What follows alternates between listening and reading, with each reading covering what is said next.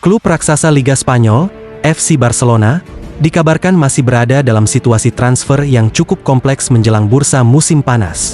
Di satu sisi, manajemen tengah mempercepat upaya untuk mendatangkan penyerang Anthony Gordon. Namun di sisi lain, masa depan Marcus Rashford di Camp Nou belum sepenuhnya tertutup. Sumber internal media Spanyol menyebutkan bahwa Barcelona tidak ingin terburu-buru mengambil keputusan terkait Rashford. Meski pembicaraan untuk penguatan skuad terus berjalan, klub menilai sang penyerang masih memiliki nilai penting baik secara teknis maupun taktis. Dari sisi pelatih, sosok Hansi Flick disebut masih memberikan apresiasi besar terhadap fleksibilitas permainan Rashford. Pemain asal Inggris itu dinilai bukan hanya efektif di posisi sayap kiri, tetapi juga mampu dimainkan sebagai penyerang tengah, bahkan dalam kondisi tertentu, ia bisa ditempatkan di sisi kanan untuk memberi variasi serangan dan rotasi dalam skema permainan. Situasi ini menjadi semakin relevan mengingat Barcelona juga harus menjaga keseimbangan dalam komposisi lini depan, termasuk dalam mendukung peran talenta muda seperti Lamine Yamal yang kini menjadi salah satu aset penting klub. Namun, rencana mempertahankan Rashford tidak berjalan mulus. Tantangan utama justru datang dari aspek finansial klub yang masih dalam kondisi ketat. Barcelona harus berhitung secara cermat terkait struktur gaji, amortisasi kontrak, hingga dampak jangka panjang terhadap neraca keuangan tim. Dalam laporan yang beredar, pihak perwakilan Rashford sempat menawarkan skema perpanjangan kontrak dengan penambahan durasi sekitar 2 tahun dari kesepakatan sebelumnya. Skema ini dirancang untuk menyebarkan beban biaya dalam jangka panjang agar lebih ringan secara akuntansi klub.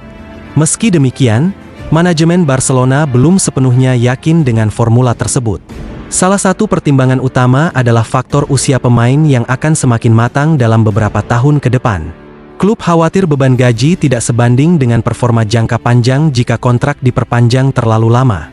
Di sisi lain, Barcelona juga mempertimbangkan opsi lain yang lebih realistis, termasuk kemungkinan melepas Rashford jika kondisi finansial tidak memungkinkan.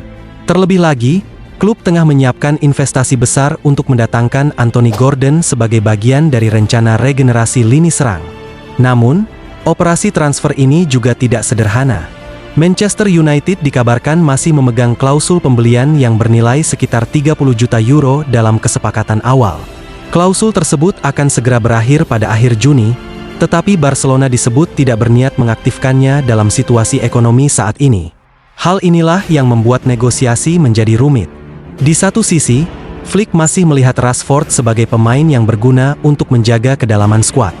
Di sisi lain, manajemen harus disiplin terhadap batasan finansial yang ketat agar tidak melanggar regulasi pengeluaran klub. Situasi ini membuat masa depan Rashford di Barcelona berada di titik yang cukup abu-abu. Belum ada keputusan final, namun semua opsi masih terbuka, baik bertahan, perpanjangan kontrak dengan penyesuaian gaji, maupun potensi kepergian jika kesepakatan tidak tercapai. Dengan bursa transfer yang semakin dekat, Barcelona kini berada dalam fase penting dalam menentukan arah pembangunan skuad musim depan.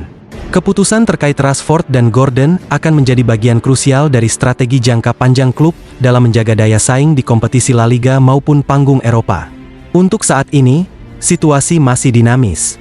Barcelona belum mengambil langkah final, dan semua keputusan diperkirakan baru akan mengerucut setelah evaluasi menyeluruh terhadap kondisi keuangan dan kebutuhan tim dilakukan dalam beberapa pekan ke depan.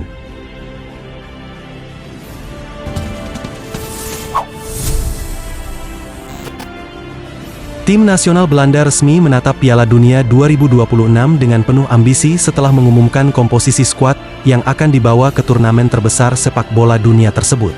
Kompetisi ini akan digelar di 3 negara, yakni Amerika Serikat, Kanada, dan Meksiko. Pelatih Ronald Koeman kembali dipercaya memimpin The Oranje dengan membawa kombinasi pemain berpengalaman dan talenta muda yang sedang berkembang pesat di level klub Eropa.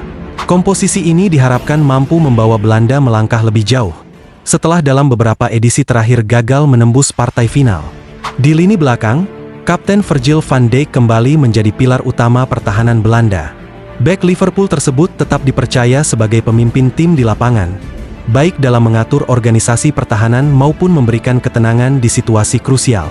Selain Van Dijk, Koeman juga memanggil sejumlah bek yang tampil konsisten di level klub masing-masing. Nama-nama seperti Nathan Ake, Jurrien Timber, Mickey van de Ven, hingga Denzel Dumfries turut memperkuat sektor pertahanan.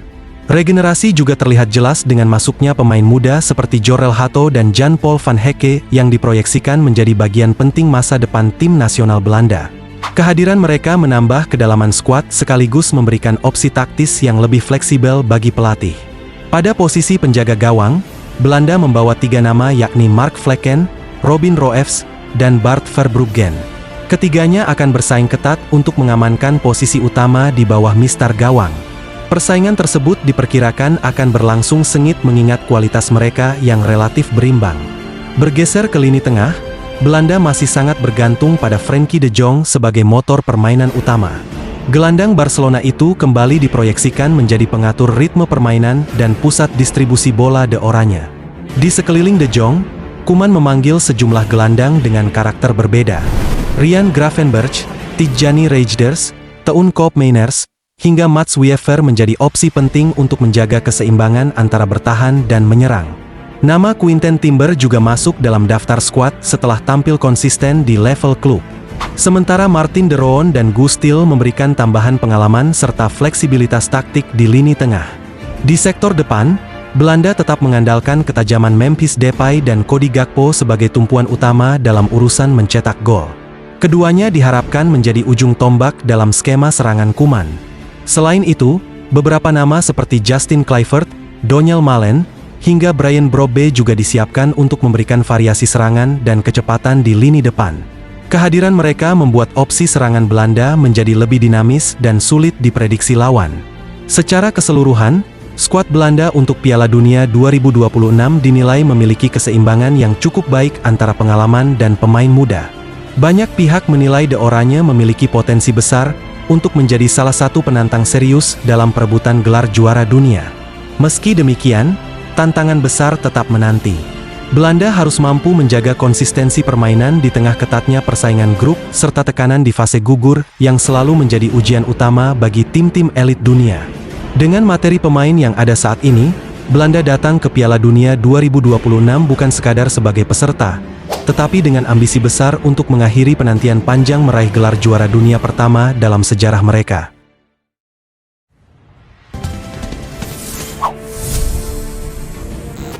Kabar perubahan besar terjadi di tubuh Persib Bandung menjelang musim baru kompetisi sepak bola Indonesia. Pelatih kepala Bojan Hodak dipastikan tidak melanjutkan masa baktinya bersama Maung Bandung setelah kontraknya memasuki akhir musim 2025-2026. Keputusan tersebut diambil setelah proses komunikasi antara pihak manajemen klub dan sang pelatih yang telah membawa Persib meraih kesuksesan besar dalam beberapa musim terakhir. Bojan disebut sempat meminta waktu untuk fokus menyelesaikan pertandingan terakhir musim, sebelum akhirnya menyampaikan keputusan final terkait masa depannya. Dalam keterangannya, Bojan Hodak menegaskan bahwa keputusan untuk tidak melanjutkan kontrak bukan disebabkan oleh konflik internal tim. Ia menyebut hal tersebut sebagai keputusan pribadi yang telah dipertimbangkan secara matang. Pelatih asal Kroasia itu juga mengungkapkan bahwa dirinya tetap memiliki hubungan baik dengan klub dan tidak menutup kemungkinan tetap terlibat dalam struktur kepelatihan atau teknis Persib dalam peran berbeda. Saya perlu istirahat sejenak karena alasan pribadi, tetapi saya akan tetap bersama di sini untuk membantu. Demikian pernyataan yang dikutip dari media sosial resmi yang beredar di lingkungan Persib. Keputusan ini sekaligus mengakhiri era kepemimpinan Bojan Hodak sebagai pelatih kepala yang berlangsung sejak musim 2023-2024. Di bawah arahannya, Persib Bandung mencatatkan prestasi gemilang dengan meraih gelar juara liga secara beruntun dan kembali menjadi kekuatan dominan di kompetisi domestik. Manajemen Persib sendiri bergerak cepat menyikapi situasi tersebut. Klub tidak perlu mencari sosok baru dari luar secara penuh, karena kursi pelatih kepala kini resmi dipercayakan kepada Igor Tolik. Ia sebelumnya menjabat sebagai asisten pelatih dan sudah cukup lama menjadi bagian dari staf kepelatihan Bojan Hodak. Promosi Igor Tolik dianggap sebagai langkah yang strategis oleh manajemen klub. Selain telah memahami karakter pemain, ia juga dinilai sudah sangat mengenal sistem permainan Persib serta kultur sepak bola Bandung yang memiliki tekanan tinggi dari supporter. Sejumlah laporan menyebutkan bahwa Igor Tolik bukan sosok asing dalam pengambilan keputusan teknis di lapangan.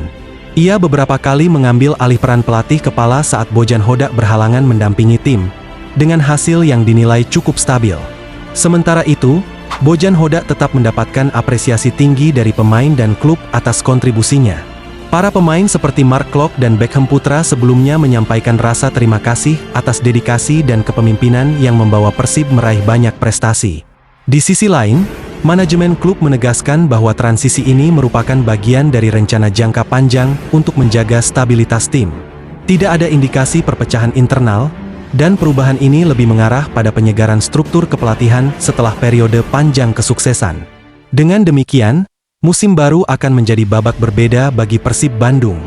Setelah era Bojan Hodak yang penuh prestasi, kini tanggung jawab besar berada di tangan Igor Tolik untuk melanjutkan momentum juara dan menjaga konsistensi Maung Bandung di kompetisi domestik maupun Asia. Para pendukung Persib tentu menantikan bagaimana arah permainan tim di bawah kepemimpinan baru ini, sekaligus melihat apakah transisi kepelatihan dapat berjalan mulus tanpa mengganggu stabilitas tim yang selama ini sudah terbentuk dengan baik. Dengan perubahan ini, Persib Bandung resmi memasuki era baru, meninggalkan satu periode emas dan bersiap menghadapi tantangan berikutnya di musim yang akan datang.